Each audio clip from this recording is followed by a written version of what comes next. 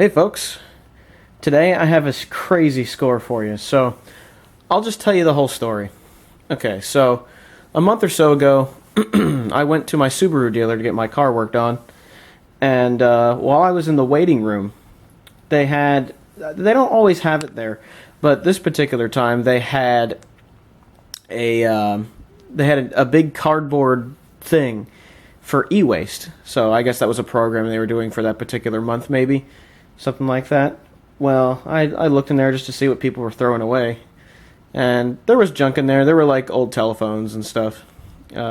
Obviously well-used old telephones and cables and all that kind of crap. Nothing that was really that useful to me. But then I saw this bag. A nice in-case bag. I was like, huh. So then I looked inside it. There was a computer in it. I was like, wait, really? And the part of the computer I saw was this part. I was like, wait a minute, I know what that is. Lo and behold, I pull it out. It's an iBook. I thought, MacBook or iBook? So I open it up. A 14-inch iBook G4 is looking at me. Now, it was much dirtier than this, of course, but I was like, no way, someone would throw one of these away? But later I discovered that they're really not worth a damn thing on eBay right now, so really you're not losing much. Not only that did it have the computer, but it had the charger with the long cable with it too. I could not believe it. Everything was there. So they have a laptop area in this particular car dealership. So I went and plugged the laptop in, and it booted right up into Tiger, macOS 10.4.11. So, much to my amazement, it worked. And right there at the place, I managed to hack the password out of it. It is stupidly easy to get the password off of this machine. It turned out to have a lot of nice software on it, so instead of reinstalling, I decided to actually keep that installed. So in order to do that, I had to hack the password out of it. So I did that, deleted the guy's account that it was on here. It was owned by a kid and hadn't been used since like 2007 or 2008. And I deleted all his files. It was like schoolwork and stuff like that. I kept the folder full of episodes of Red vs. Blue because that was a funny show. So yeah. So and the best part about this is it's a 2005 model, the 1.42 gigahertz G4 model, and it has maxed out RAM. I know. That's a crazy score. Crazy. I cannot believe how lucky I was. So, wow. The only thing it really took was a lot of the only thing that was really a bummer about this was how dirty it was. So it took a lot of elbow grease to clean out this thing, to clean out especially the keyboard. But as you can see now, it's pretty clean. It had so much hair in the keyboard, it was disgusting. But I managed to clean it up real nice, even along the outside of the machine.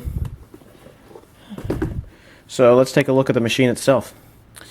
You get a Kensington lock on this side. You get 56K modem, Ethernet, Firewire 400, 2 USB ports, I think that's mini VGA, and headphones, of course, and a ventilation hole, which is where the hard drive is, actually.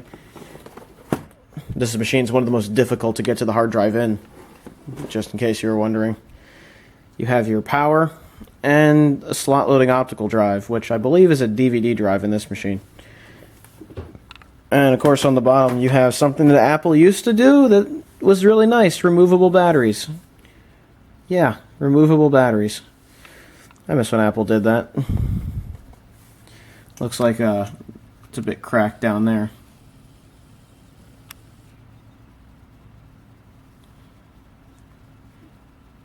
Yeah, this thing does not focus very well.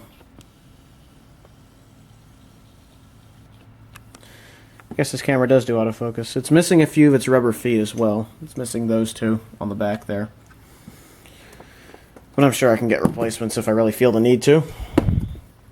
So, let's turn the machine on and take a look at what I've done with it. I've been using this for about a month, I'd say. Close to that, so.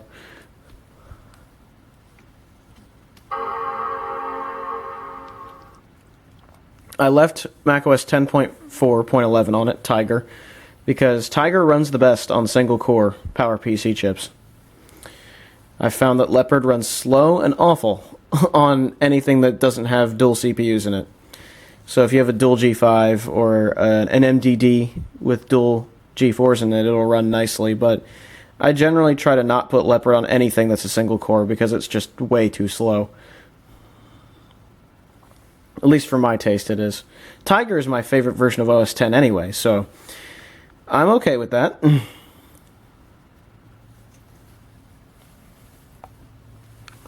Alright, let me log in here.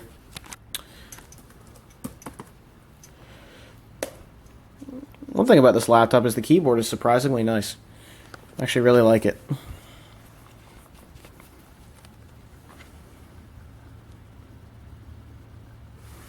Has a 40 gigabyte hard drive in it. I think I forgot to mention that. Let's look at about this. Oh, jump cut there. Ran out of battery with my camera. So it's about time I start using the lithiums. So there you go. Anyhow, this is the version of OS X I have on here. It's OS X 10.4.11. I have the 1.42 gigahertz PowerPC processor and 1 gigabyte of RAM. That's the maximum you can put in this machine. As far as I know, because there's actually some RAM built in. There's 512 built into the motherboard, and you put another 512 in under the keyboard, which we'll take a look at a little bit later. So let's go into more info here, so you can take a little bit more of a look at this. Be quiet, lens cap. Okay, so it's a PowerBook 6,7. What else is in here? Audio. Uses the Texas Instruments audio chip, just like the eMac does. And the Texas Instruments audio chips in these tend to be really, really good. Like, the sound out of these is fantastic. Does have Bluetooth. What kind of a drive does this have? It does burn DVDs. Very nice. So I could use iDVD on this machine if I really needed to. For graphics, this thing has an ATI Mobility Radeon 9550. Which is definitely good enough to play games like Tremulous, Unreal Tournament 2004, and Halo. So I could throw Halo on this machine and play it. Even with the 32 megs of video RAM, it'll still play. There's what I explained earlier. With the RAM, the DIMM 0 is built in. DIMM 1 is one you can install yourself, and it's PC2700U in this particular case. No PC cards. There's no serial ATA because there isn't. Airport Extreme. There you have it. That's this machine. Now, what all do I have on this machine? I've got 10.4 Fox in case I need to get to the internet. CyberDuck, that is an FTP client. Of course, I have the Apple applications. I have iLife 06 on this machine, so I have iMovie HD, iDVD, GarageBand. I also have Office 2008 on this machine, which is registered to the original owner. I decided to keep Office on here because it's just easier to have a registered copy. There you go. Bryn Mawr College. It looks like he got this copy of Word from a college. There you go. So I can do office work or essays or whatever on this machine if I have to, which is pretty cool. I also have Excel and PowerPoint, and also Entourage. Ugh. ScumVM, believe it or not, works on PowerPC, so I can play all the edutainment games I used to when I was a kid on this computer as well. If I feel like going down memory lane, that's something I actually do to help ease some stress. So that's nice to have that. Transmission, of course, that's a BitTorrent client. I need that everywhere because I download Linux constantly. Seriously, I do. So if I need to burn a disk real quick, I can download it onto this computer. Terminal, of course, because being a Linux guy, I need to have a terminal, even in Unix. Let's do LSPCI. LSPCI. See if it works. Aw, it doesn't work on Unix.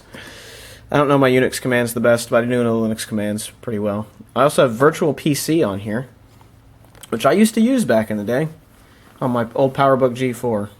Virtual Switch Networking, whatever. So I can run things like Windows 98 and emulate a Packard Bell Legend 822. That's something that Road Geek and I were doing just for kicks. Just putting that on there. And by he and I mean over the internet. And me showing it to him. Yeah, whatever. So, what have I left on here? I think in Documents.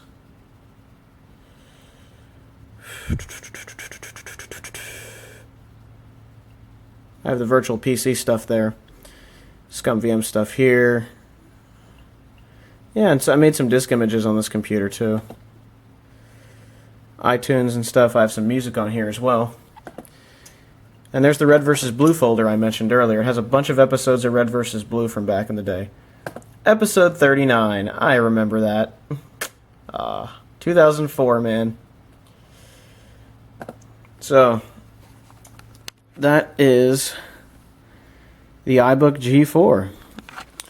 A pretty nice machine for the time. Unfortunately, its life was cut short by Apple ditching PowerPC at the drop of a hat, right after IBM really screwed it all up with the G5 chip.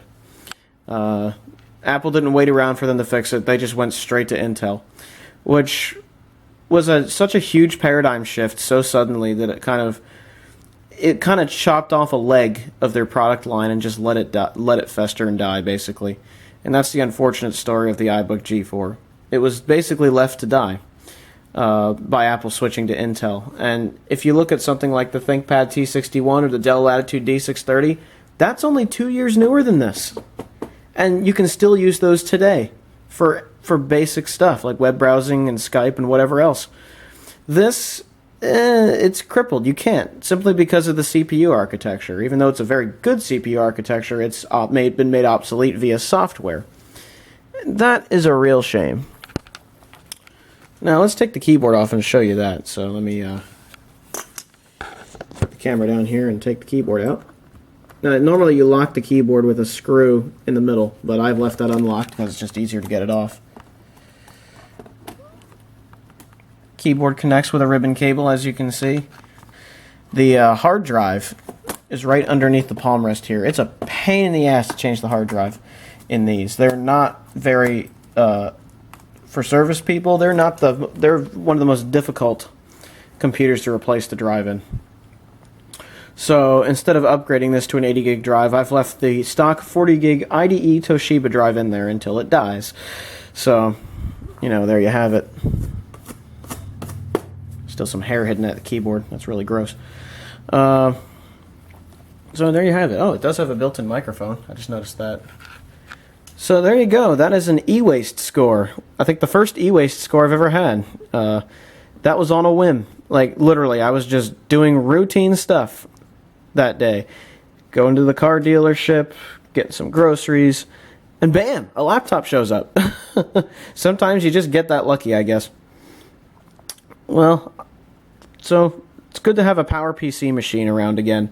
And I think this is one I'm actually going to keep this time. The eMacs were very nice, but they were too big and bulky. So I think keeping this one around will be my PowerPC computer of choice. I could have gotten a PowerBook, but you know what? This was free. So I'm definitely going to keep this one. It has a good battery. The RAM's maxed out. It's the highest CPU you could get out of a G4 on the iBook line. I'm very happy with it. So there you have it. That was an e-waste score. Probably the luckiest e-waste score I'll have for a very long time. So yeah, it's nice to have a PowerPC Mac around again. Brings me back to my days of youth. Anyhow, guys, I hope you enjoyed this video, and have a good one, everybody.